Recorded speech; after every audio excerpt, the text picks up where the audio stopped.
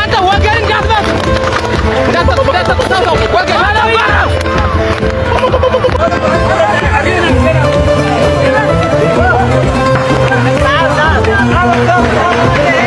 ወገን ታርጌት በኢንተርሴፕተር ደምስሳችሁ ሪፖርት እንድታደርጉ Har'a Hagayya 2026 samii fi dachee Gaanfa Afrikaa irratti seenaa waraanaa ammayyaawaa kan madaallii jiyoo-poliitiksii guutummaatti haaromsu tokkotu barreeffame.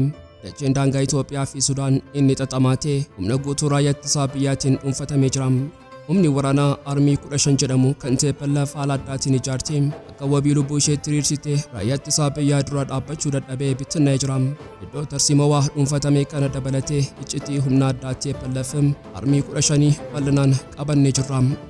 Ajajaan olaanaa humna qilleensa Itoophiyaa Leetinaal Jeneraal Yilmaa Mardaasaa akeekkachiisaa kenneen Hagayya 2026 irraa eegalee qaamni kamiyyuu eeyyama malee daangaa fi samii biyyattii keessa seenuuf yoo yaale tarkaanfiin cimaa fi murteessaan ni fudhatama jedha. Iccitii akeekkachiisaa kanaa fi gabaasaa Aljeeziraan dhimma waraanaa kana irratti baasee bal'inaan ni madaalla. Chaayinaan dooniiwwan xiyyaaraa baatan kan akka liyaanooniing gara dhiyaa Garba Paasiifikii keessattuu daangaa odoloota Jaappaanitti fiduudhaan biyya Jaappaan marsaa jiraachuun ishee muddama bal'aa Garba Paasiifikii keessatti bal'isee jira. Jaappaan murtii akkamii dabarsitee Chaayinaan maaliif Jaappaan marsitii seendubee muddama kana yoo haga xumuraatti nu faana turtan bal'inaan ni dhageessu. Qophii keenya laayik gochuun jalqabaa affeerraa keenya yeroo maraatiin. Yoyaa Shamaar Kafuunee kabajamtoota dhaggeeffattoota keenya kun Oromia 24 News dha. Kanneen chaanala YouTube keenyaaf haaraa taatan subscribe gochuun maatii keenya ta'aa. Qophiin keenya namoota hedduu bira akka ga'uuf like share gochuun waliif qooduun dagatina. Haga xumura qophii keenyaatti turtii gaarii.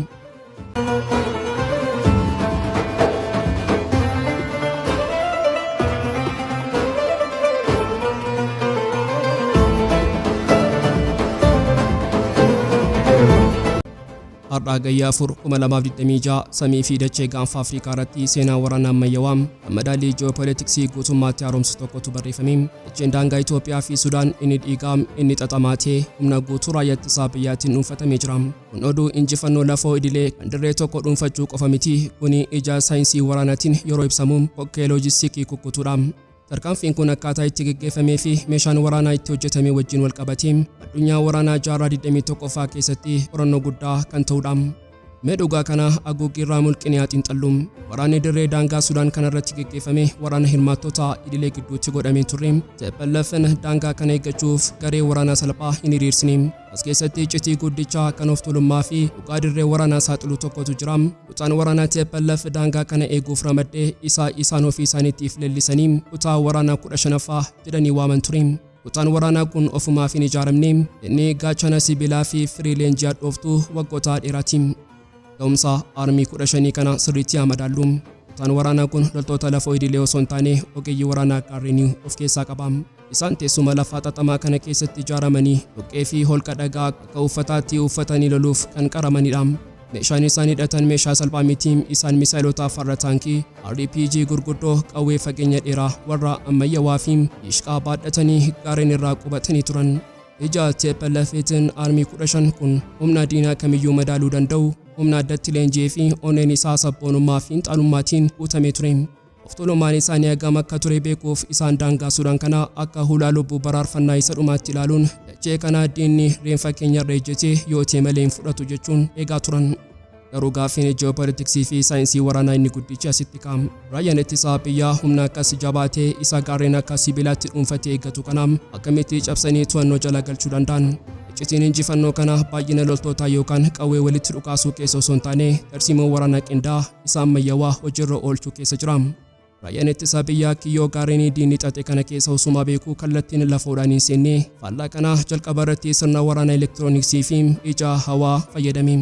Drooniiwwan basaasaa fi xiyyaaronni Raayyaa Ittisaa daangaa Sudaanii fi iddoowwan Army-15 itti dhokate hundumaa qilleensa irraa sakattan yeroo kuusaa loojistiikii sararri quunnamtii fi iddoowwan dhoksaa diinaa guutummaatti adda baafamuu tarkaanfiin inni lammaffaan ija diinaa jaamsuu ture. Quunnamtiin raadiyoo isaanii guutummaatti akka laamsha'u taasifame. Sana booda misaayilonni fi boombiiwwan qulqullina olaanaa qaban kallattiin bu'uuraalee eegumsaa Army-15 irratti akka bakakkaatti roobee gaarreen isaaniitti of tuulan qilleensa irraa daaraa yeroo ta'u of tuulummaan isaanii fi humna eegumsa isaanii guutummaatti caccabe. Yeroo kana humnoonni lafoo warri ammayyaawaa fi koomaandoon Raayyaa Ittisa Biyyaa saffisaa qilleensaatiin socho'anii sarara loojistikii Sudaan irra dhufuun guutummaatti kukkutanii armii 15 kana kiyyoo keessatti hudhan. Inni erga iji isaa jaamee fi harki isaa hidhamee booda dachee tarsiimoo kana dabarsee kennu malee filannoo biraa hin qabu ture. Mee amma dhugaa kanarraa kaanee gara ibsaa akeekkachiisa isa dhumaa kan ajajaa olaanaa humna qilleensa Itoophiyaa Leetanaal Jeneraal Yilmaa Mardaasaa baasanitti haa deebinu. Ibsi kun oduu idilee miti, kuni afaan jiyoo-poliitiksiitti yeroo hiikamu zoonii qilleensaa dhorkamaa guutummaatti labsamuudha. Jeneraalichi Hagayya 2026 irraa eegalee qaamni kamiyyuu eeyyamaa malee daangaa fi qilleensa biyyattii keessa seenuuf yaaluu irratti tarkaanfiin cimaa fi murteessaan ni fudhatama yeroo jedhu ergaan isaa uummata keessoo qofaaf osoo hin taane gurra hooggantoota biyyoota alaa warra ija diinaa ta'aniif kan ergamedha. Maaliif akeekkachiisni kun yeroo ammaa barbaachise? Sababiin isaa loojikii waraanaa keessa jira. Yeroo TPLF daangaa lafoo isheen Sudaan irraa meeshaa itti dhiyeeffattu guutummaatti dhabdu filannoon isheen tokkichi kana. Filannoon dhumaa diinota Itoophiyaa warra dantaa alaa qaban kanneen akka Masrii yookaan qaamolee dhimma kana bobeessuu barbaadan biroo kadhachuudhaan halkan dukkanatti fayyadamuun xiyyaaraan meeshaa waraanaa fi loojistikii akka qilleensaan itti harcaasan gaafachuudhaan tarsiimoon akkasii kanaan dura waraana biyyoota adda addaa keessatti raawwatamee jira. Leetanaal Jeneraal Yilmaa Mardaasaan dhugaa fi shira kana sirriitti dammaqee beekam. Ibsi isaan kennan kun sirna ittisa qilleensaa sibiilaa samii Itoophiyaa irratti diriirsuu isaanii mirkaneessa.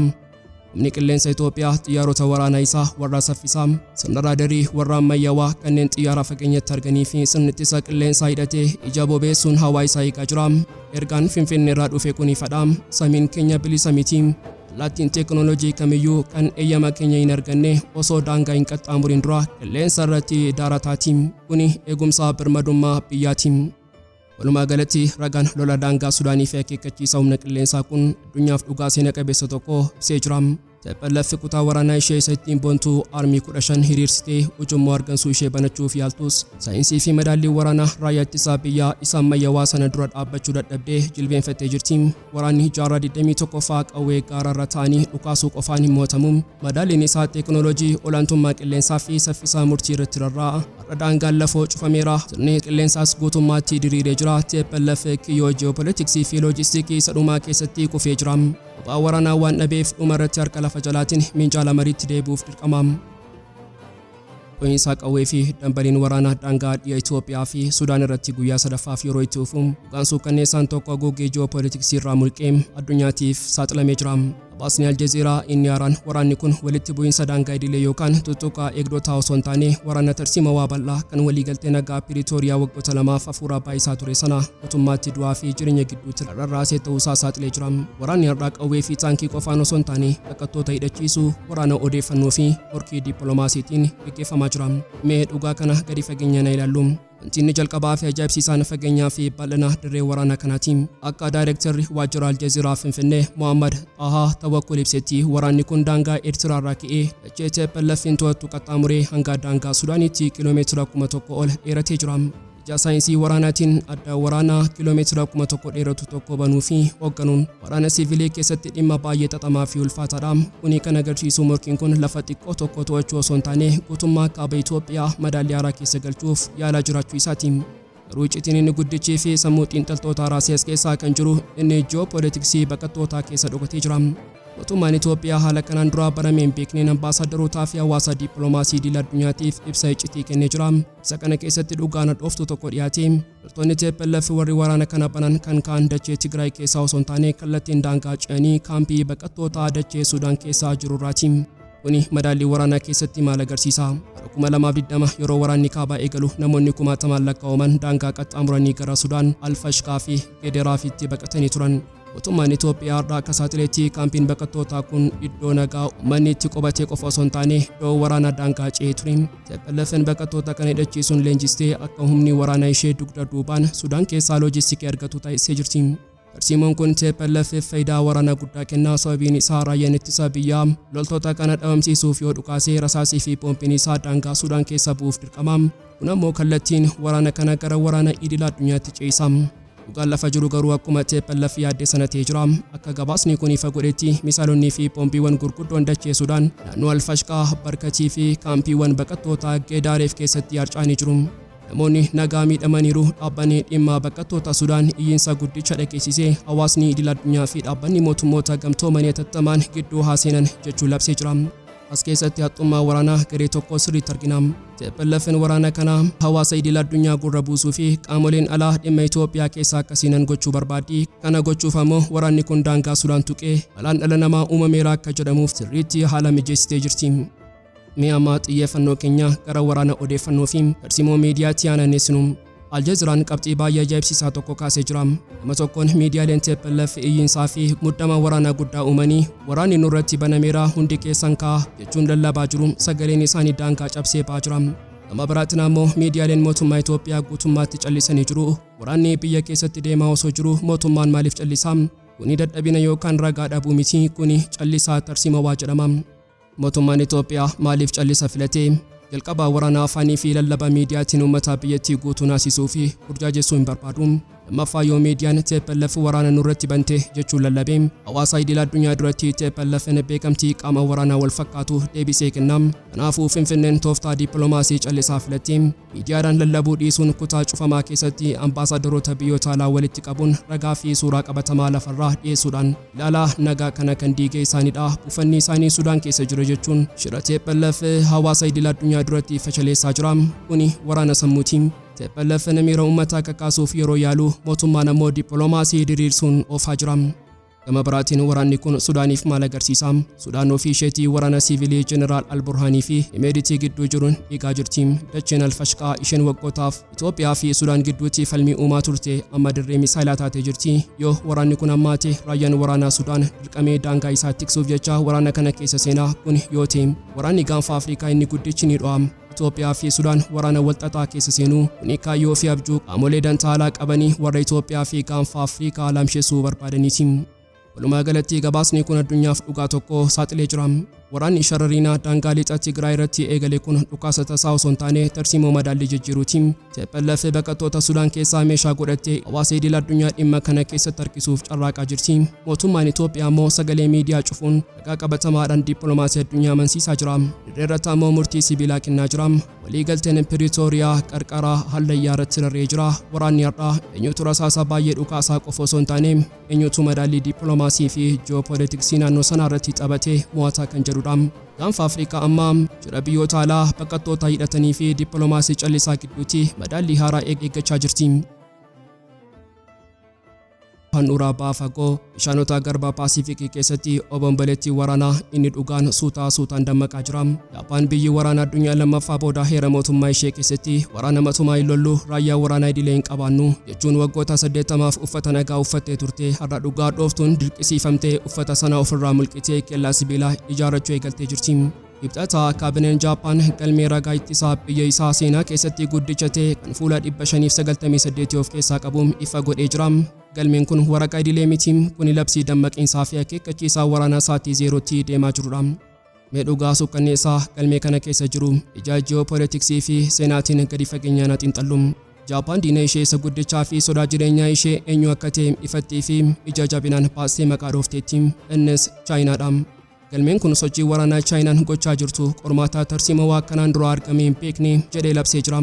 Maaliif yoo jenne dhugaan lafarraa fi bishaan irraa ni saaxila. Chaayinaan dooniiwwan xiyyaara baatan kan akka Liyaanoning gara dhiyaa Garba Paasiifikii keessattuu daangaa odoloota Jaappaan dhiisuu fi dhugaasaa waraatti fiduudhaan madaallii humna naannichaa guutummaatti raasaa jirti. Wanti hunda caalaa aangoota waraanaa Tookiyoo dhiphisee garuu waldhabdee afaanii osoo hin taane wanta qabatamaa qilleensa irratti raawwatamedha. Guddi darbe keessaa xiyyaaronni waraanaa Chaayinaa raadarii xiyyeeffannoo isaanii kallattiin xiyyaarota eegumsa qilleensaa Jaappaan irratti aggaamaniiru.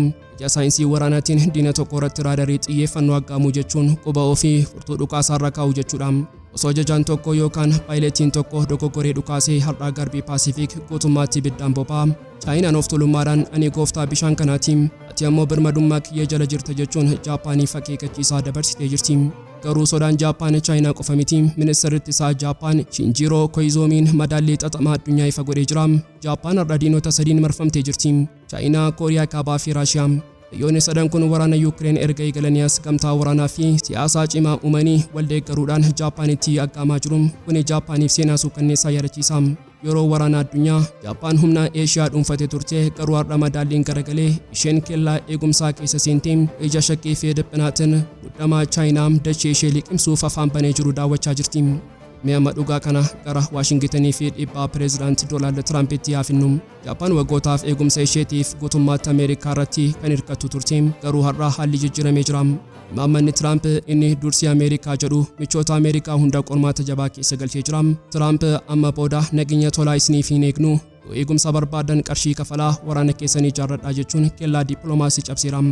Gaaffiin Ameerikaa kun Jaappaaniif qorsaa dhooftuudha. Sababiin isaa dinagdeen Jaappaan yeroo ammaa dhiphina keessa jira. Gatiin sharafaa isaanii kukkufaa jira. Qaala'insi jireenyaa uummata ishee miidhaa jira. Haala dinagdee ulfaataa akkasii keessatti baajata waraanaa dhibbeentaa shaniin guddifachuun mormii uummataa guddaa fida. Garuu Jaappaan filannoo hin qabdu. Ameerikaan of duuba yeroo deebitu Jaappaan kophaa ishee Chaayinaa fi misaayila Kooriyaa kaabaa dura dhaabbachuu waan hin dandeenyeef aangoonni Tookiyoo jilbeenfataniis jilbeenfachuu baatanis waraana isaanii ijaaruuf dirqamanii jiru. Uummanni Jaappaan seenaa boombii nuukileeraa Hirooshimaa fi Nagaasaakii irraa kan ka'e waraana garmalee jibbaa. Dhaloonni haaraas dhimma waraanaa dhaga'uu hin barbaadu. Chaayinaanis gama isheetiin Jaappaan gara madaallii waraanaa jaarraa darbeetti deebi'aa jirti jechuun iyyitus Tookiyoon garuu nuti seerota nuukileeraa irraa walaba ta'uu ni kabajna. Nuti of eeguuf malee nama tuquuf miti jechuun dippiloomaasiitiin qolatti. Garuu ministeerri ittisaa Jaappaan lafa jalaan dhimma nuukileeraa kana gara fuula duraatti mari'achuun keenya hin oolu jechuudhaan sarara diimaa darbuuf hafuuraa fudhachaa akka jiru akeekee jira. Walumaa galatti ba'aa fagoon amma booda bishaan nagaa miti. Dhiibbaan Chaayinaa fi madaalliin morkii Ameerikaa fi Tookiyoo gidduu jiru Garba Paasiifikii gara daangaa waraana qabbanaatti ceesisaa jira. Eegan kabajamtoota dhaggeeffattoota Oromiyaa 24 News qophii guyyaarraaf qabannee dhiyaannee sumarratti goolama kanneen chaanala YouTube keenyaaf haaraa taatan subscribe gochuun maatii keenya ta'aa. Qophiin keenya namoota hedduu bira akka ga'uuf like share gochuun waliif qooduun dagatinaa haga xumuraatti waan nu faana turtaniif galatooma.